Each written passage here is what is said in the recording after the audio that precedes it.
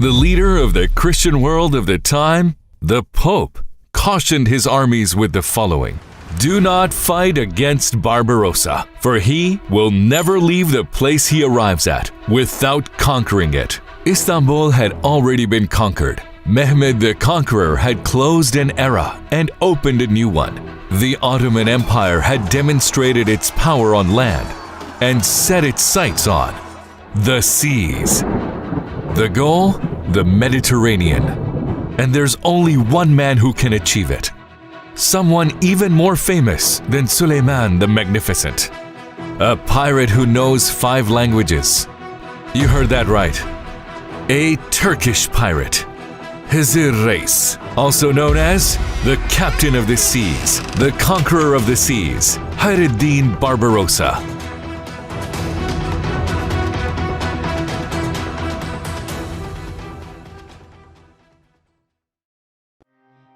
It might surprise you that I said he was a pirate.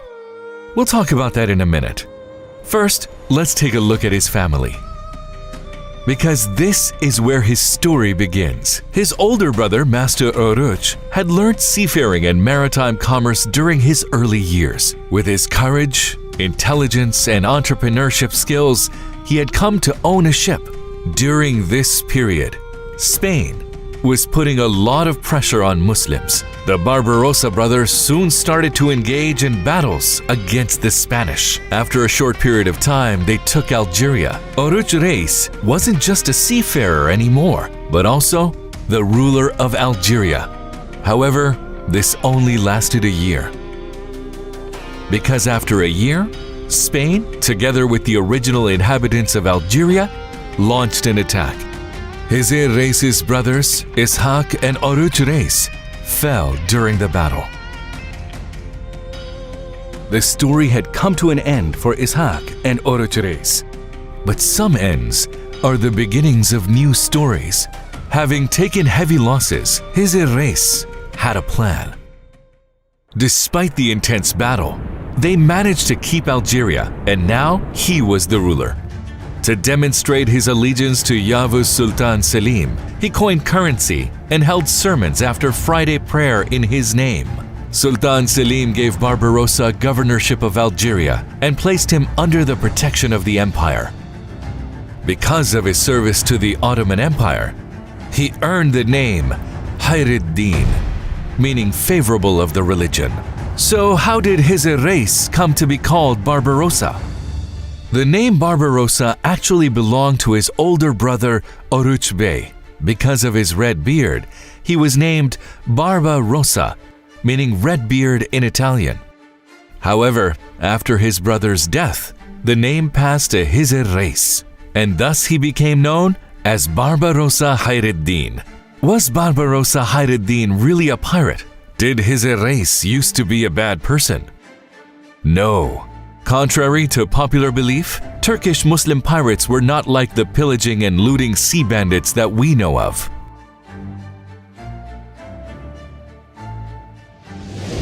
They were the sea raiders that are the equivalent of the land raiders. They used to track the enemy ships at sea, hit the shores of the Christian nations that were attacking the Muslims, and neutralize their fleets.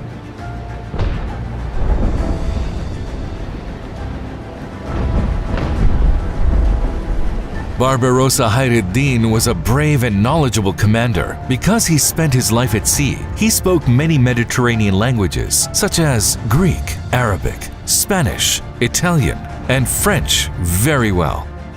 He blew through the Mediterranean like a storm, conquering new lands and collecting treasures. Meanwhile, the Ottoman Empire had demonstrated its power on land to everyone by conquering huge lands, and its next goal was to reach the Mediterranean.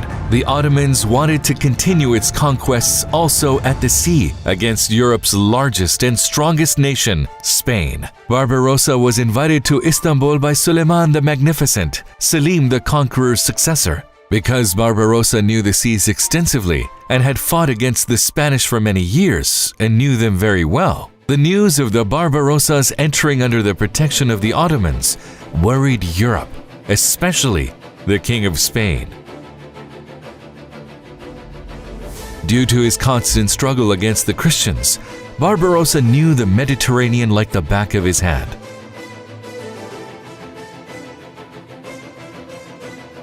The Pope addressed the armies. "Do not fight against Barbarossa, for he will never leave the place he arrives at without conquering it. You must understand this. If a place has been decided to be taken by him, those who fight against him will not go to heaven."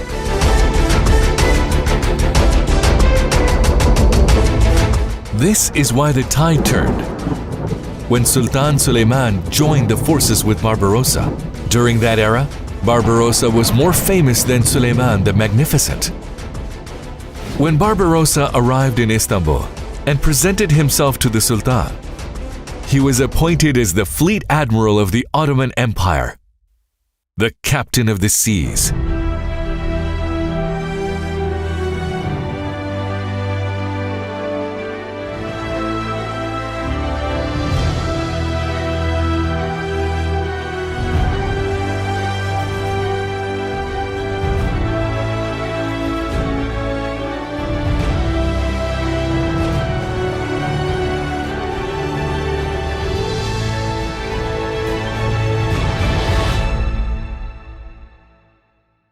And so he was given the honor of being the first Ottoman captain. When Barbarossa was appointed as admiral, there was another legend alive during this same era. Piri Reis, the governor of the seas and the man who drew the first world map.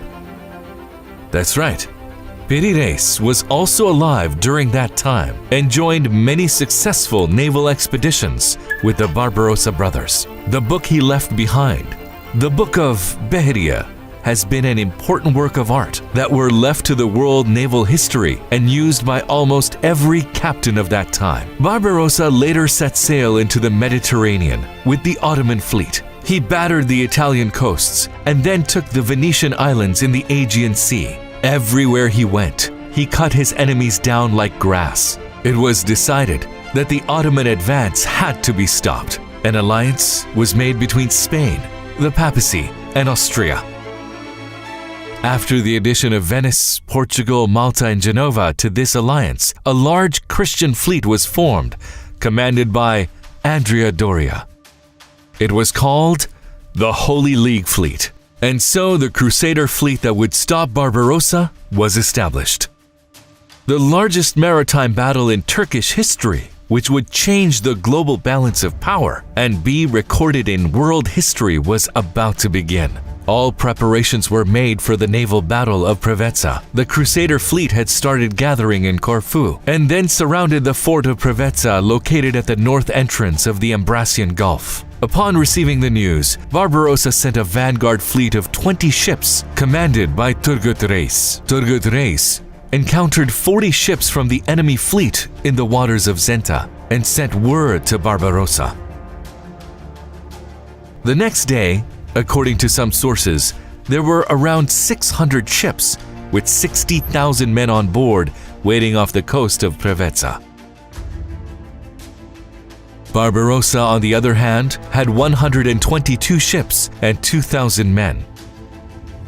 He had to come up with an extraordinary plan despite the crushing odds.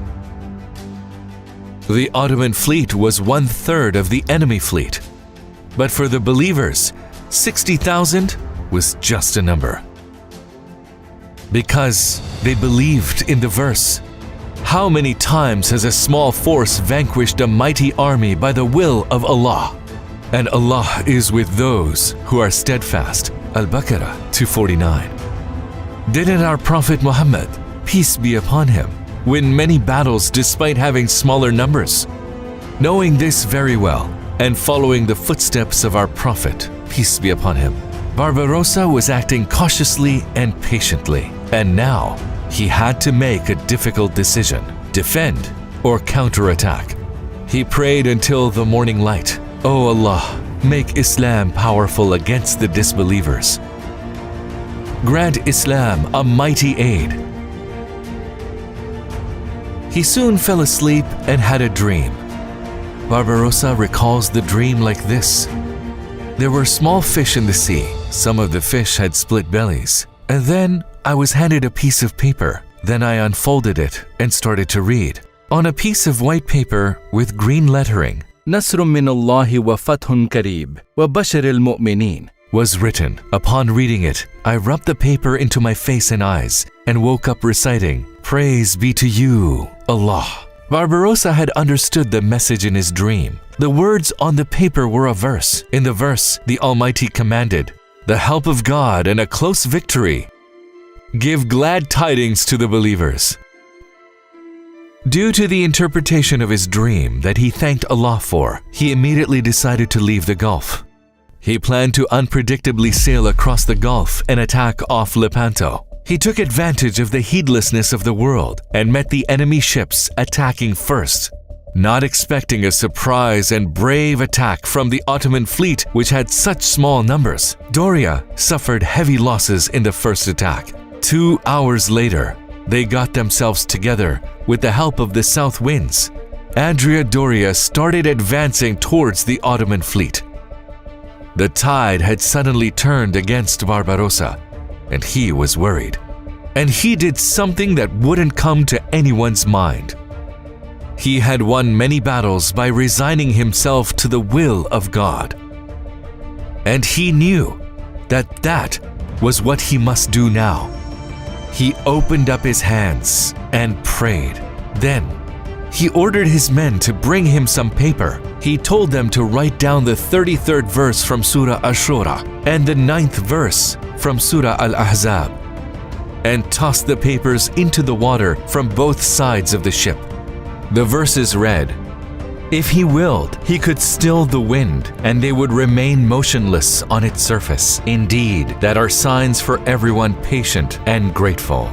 Ash-Shura. O you who have believed, remember the favor of Allah upon you, when armies came to attack you, and we sent upon them a wind and armies of angels you did not see. Al-Ahzab. God answered Barbarossa's prayers. The south wind stopped blowing. The enemy's 140 sailing galleys that could only move when there was a wind were immobilized. Not able to understand what had happened, Andrea Doria ordered his ships to start shooting cannonballs, but the Ottoman fleet was out of range. The Ottomans had less cannonballs, but a longer range. They stayed out of range of the enemy ships and bombarded the Crusaders. With Allah's will, the expected victory was finally theirs. They had destroyed the enemy battleships, and Andrea Doria had fled. It was the 27th of September 1538, a Friday. With the Battle of Preveza, the Christians had lost their dominance over the Mediterranean. The Battle of Preveza was a turning point for Ottoman seafaring, as much as it was for the Christian nations. The Ottoman Empire had entered fully into maritime politics. The era of Suleiman the Magnificent was a milestone for Ottoman presence in the Mediterranean. After the battle, the Mediterranean started being called the Turkish Lake. And after many victories, Barbarossa died on the 4th of July, 1546 in Istanbul. He was interned in his shrine in Besiktas. Even in present day, the Turkish ships that pass by his shrine honor him with a special salute or a cannon blast. May Allah bless him. After his many victories, Suleiman the Magnificent praised him by saying, "Slow down, Hayreddin. It is not for one man to have so many conquests in a lifetime," and commissioned for a book about his life. When we look at his life spent at sea, we see having many great victories and praises to God, but we always find him showing praise and gratitude to Allah without being proud or full of himself. Barbarossa is another name forgotten on dusty shelves that we should remember. While facing his struggles, he never gave up and resigned himself to the will of God because he knew exactly what his mission on earth was.